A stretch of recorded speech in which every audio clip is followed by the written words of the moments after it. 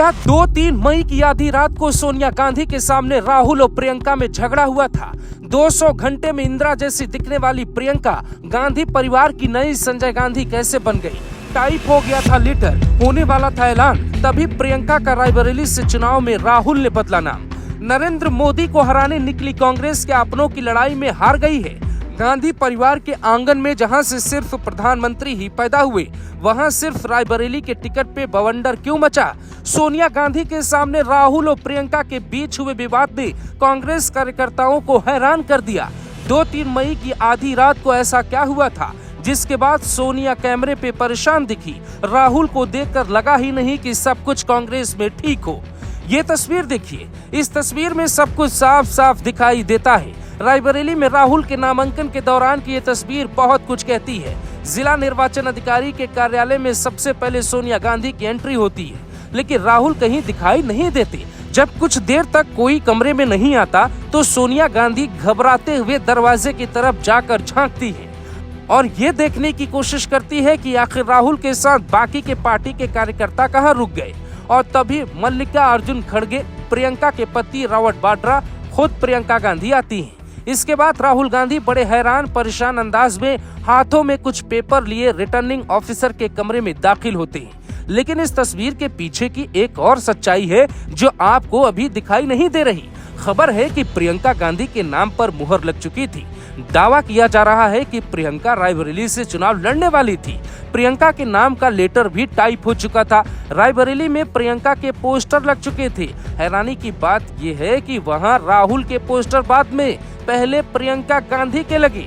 वहां के कार्यकर्ताओं तक को ये मैसेज पहुंचा दिया गया था कि 3 तारीख को प्रियंका गांधी पहुंचेंगी, भव्य रोड शो होगा। फिर नामांकन दाखिल करने अचानक से राहुल गांधी कैसे पहुंच गए?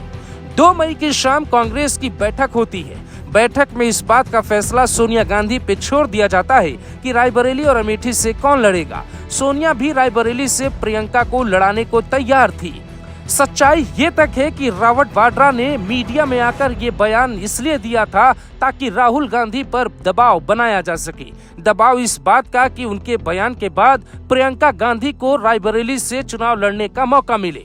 दावा किया जा रहा है कि राहुल अपनी मां की बात यहां नहीं मानते।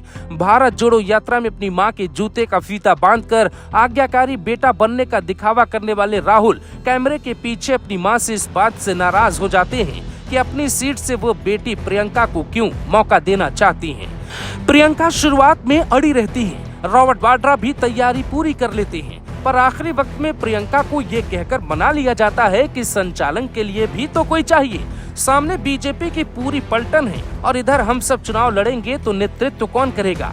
पार्टी की बात प्रियंका मान जाती है और मां की सीट पर दावा छोड़ देती है। लेकिन कहानी यहाँ खत्म नहीं होती, बल्कि यहाँ से 2 तरह की संभावनाएं शुरू हो जाती हैं। पहला ये कि अगर राहुल गांधी चुनाव जीत भी गए तो उनका कद नहीं बढ़ेगा, क्योंकि पार्टी कार्यकर्ताओं से लेकर प्रियंका तक यही कहेंगी, अमेठी को पीठ दिखाने वाले राहुल रायबरेली जैसी सेफ सीट से जीत गए तो क्या बड़ी बात होगी।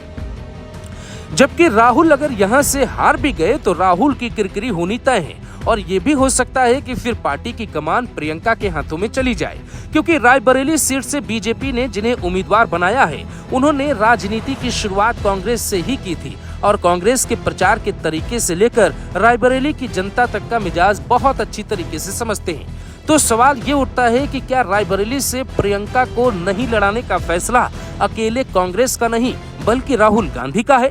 कहते हैं जब भी किसी का बुरा वक्त आता है तो सबसे पहले वो आपस में ही लड़ जाता है, जिसको आम बोलचाल की भाषा में कहते हैं बुरे वक्त में दांत का बजना।